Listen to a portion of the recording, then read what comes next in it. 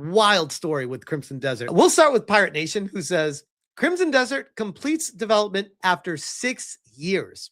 This milestone follows multiple delays and a shift from the initial MMO concepts to a single-player focused experience, which I would argue, I haven't even played the game yet, but just based off the gameplay I've seen, the initial reactions, and the videos that I've been watching, I would argue that might be the greatest single decision in gaming history for a game studio, to switch away from an MMO concept and make it a single-player focused experience during a time, remember 6 years ago, the peak of wokeness DEI in 2020, when everyone was saying live service is the future, all games need to be live service, that's where the money is. Everyone's running, trying to get through that door all at the same time. Crimson Desert developers are like, let's go the other direction with this game. Let's actually make it single player. German fan says, Crimson Desert info, PS5, game from Korea, single player only. Dragon's Dogma 2 meets The Witcher 3, open world action adventure, no character creator, one main character, no Souls-like but challenging combat, horse riding and combat, wanted system, fishing, arm wrestling, creature hunting. You can pet the dog and cat, climb buildings and huge bosses, many different weapons, fly with a dragon, side quests, puzzle elements, sky kingdoms, skydiving, next gen only, releases spring 2025.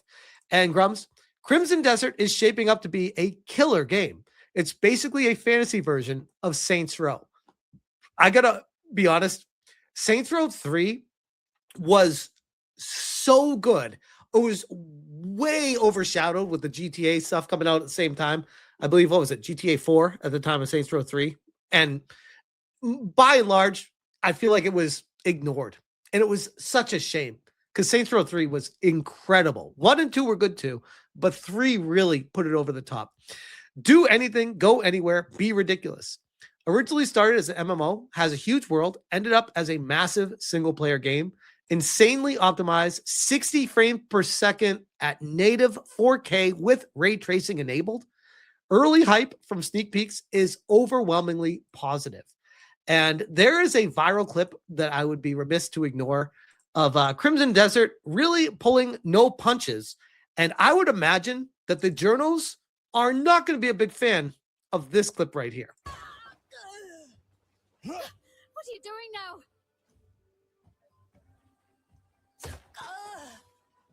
You've got this all wrong. Stop this madness! Anyone there? Help me! It's even like blackening her eyes.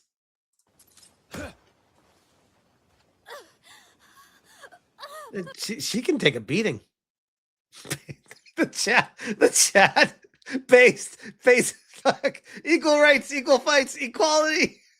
Sold. The best part about this, this is the thing. This is how they twist your words into, oh, Smash is into beating women. It's like, no, a video game is not real. A video game is a fantasy way to explore the life you want to play in your own privacy in a single player game. And I would argue having options to do insane shit in the game is based as fuck. And if they let you do this, I would argue this just opens the door to so many other things that other developers are afraid to do in their games. So I think it's more than just the beating the chick part that people are thinking is, oh, that's awesome, it's the game, you can do that. It's, if you can do this in the game, what else do the developers let you do in it? Shredding Rain says, Crimson Desert looks amazing, but if the only reason you're going to buy it is so you can clock a woman, I got some bad news for your dumbass.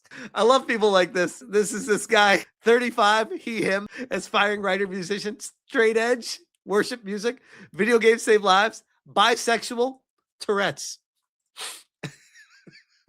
Durban stands 25 days until the release of Crimson Desert. Look at this, man. Look at how good this game looks. It's basically like what I would want the next Zelda game to look like and what you'd be able to do in it. They're doing it now. So come on, games. Crimson Desert has a system where you learn during combat by observing and copying the enemy's moveset. There's no audio here. What's with the no audio on these clips? Man, oh, now there's audio. This is what Assassin's Creed Shadows should have been.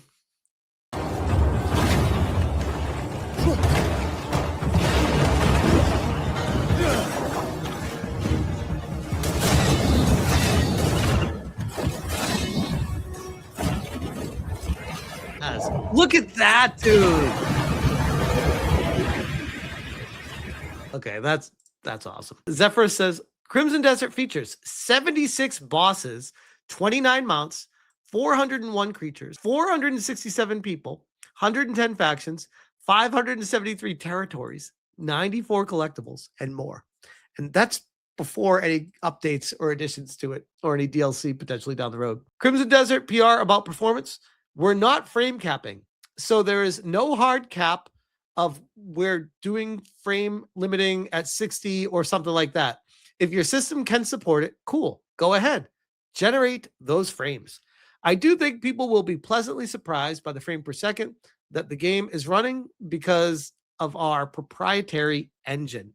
Oh, that's the other thing about this game is they have their own engine to make this, which is probably why it looks so unique and runs so well. Frittata, there's no way this game is real. This shit has like 1,000 gameplay mechanics going for it. Quote tweeted Kavi. Crimson Desert will allow you to tame pets and command them to do things like looting corpses. There's an entire pet system where they'll do jobs for you once you build a deep enough bond. You can also tame various mounts and use them in combat. I wonder, we saw ridiculous numbers when it came to Black Myth Wukong. What was that? 650 or 750,000, 850,000 concurrent players on SteamDB for Black Myth Wukong. If there was ever a game that is going to rival that and compete against it outside of Grand Theft Auto 6, I would argue this may be it. Pirate Nation, Crimson Desert has reached over 2 million wish lists. Launches on March 19th. Let's check it.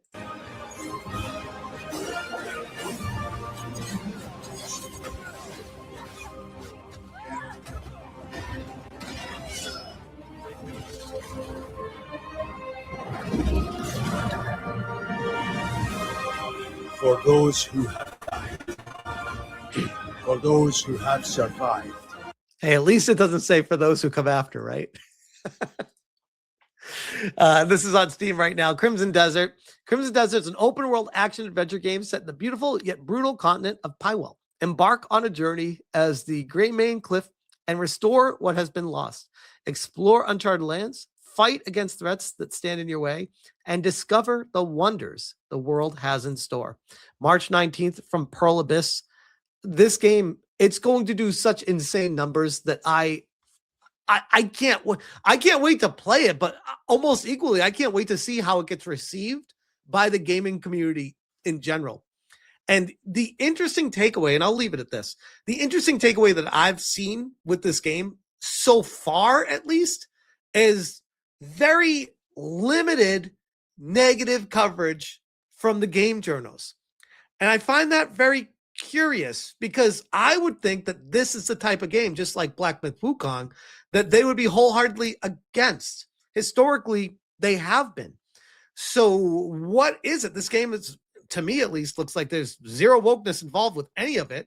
It looks like it's a new studio. There are no backroom deals with any of the journals or anything. So I wonder, and this might just be my Alex Jones conspiracy theory hat being put on right now, if they're waiting for the game to launch to come out with some sort of story to try to knock this game down. Or maybe they're just going to ignore it. I wonder, like, they might just ignore it, move on to other stuff because this game's going to just be blowing doors. I really wonder. Here's our 800th marathon article instead. I wouldn't put that past them. But yeah, it is very curious, especially in the shadow of Black Myth Wukong with what IGN tried to do to that game and try to slander it with game science and saying it was like sexual stuff at the office when it really wasn't. It was based off of mistranslation. Nothing like that has happened so far with this game. So I'm definitely curious to see what it happens. I'll be honest. I'm sure. I'm so confident. You can look back at this moment, by the way, when there is a controversial story that comes out from the press X to doubt immediately. It almost feels like they're waiting. It's very, very odd. It's very odd. But yeah, the game looks amazing. I am super hyped for it. Everyone who I've talked to, super hyped for this game. I would argue, depending on if Grand Theft Auto 6 even launches this year, if this is game of the year material, if we're looking at it right now in March, I mean, we are eating good between Slay the Spire 2, Resident Evil 9, Crimson Desert, among other games that have already come out this year already. It's just March. Holy crap. 2026 is shaping up to be an amazing year for gamers, and I'm for it.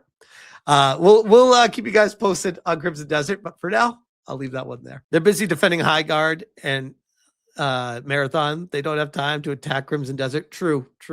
Give it time, right?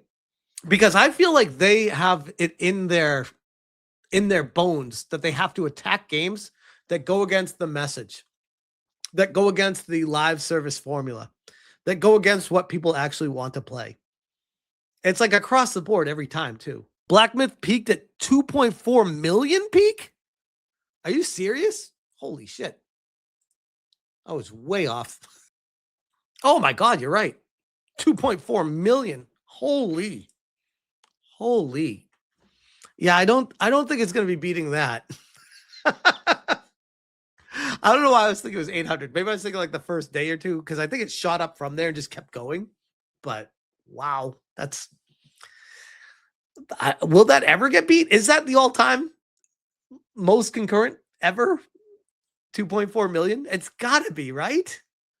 Holy, that's crazy. PUBG's 3 million? Is it? Wow. Holy crap. It's crazy. PUBG's the highest. Wow. That's a lot of people, guys. That's a lot of people. Holy.